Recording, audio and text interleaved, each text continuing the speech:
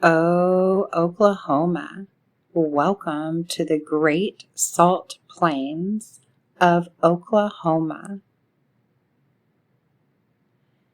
The Great Salt Plains are located at the Great Salt Lake near Jet, Oklahoma. This is a free dig site for sand selenite and hourglass selenite. This is salt and sand as far as your eye can see at the Great Salt Plains. Truly amazing. It's like a salty beach without the water. What they do is they rotate the different areas where you can mine the sand selenite and hourglass selenite. It is free. However, we brought our little Nissan Sentra. We have really great tires on this car.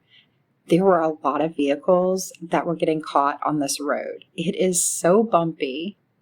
You really have to be navigating this road. So make sure you bring a vehicle that has really good tires. Also be prepared.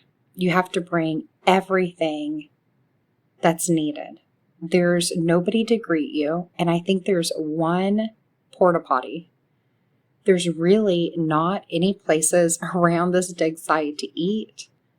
Not even a lot of convenience stores or gas stations, but there is a state park. So this is within a state park, and very close by, they have gorgeous facilities, wonderful camping facilities, whether you're a tent camper or you've got an RV. There are some great spots for you to stay in a camping situation if you want to mine these crystals. Now, what happens is they open up a fresh little mining field, and it's only open, I believe, spring and summer every year. So it's not a year-round place to mine crystals.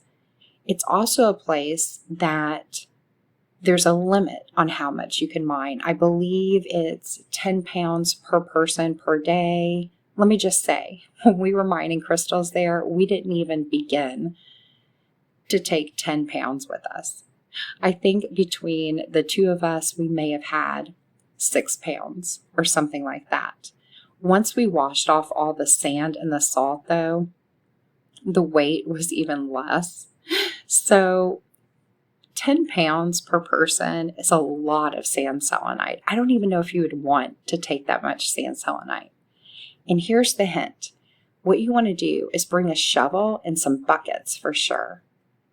I would recommend a few bottles of water, some gallon bottles of water. You're going to need drinking water for yourself, especially if it's hot. And I recommend a hoodie if there's a wind. When we were mining, the wind was out of control. This is why I don't have the audio on for you, because it was way too windy.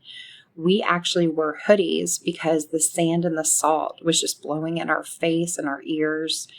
So the conditions sometimes are harsh. It can be really hot, and there's no water. Now, when you dig down deep, there is water in the ground, but the crystals are actually really close to the surface. So what you want to do is take your shovel that you bring. Any size shovel will do. You can even bring some small shovels.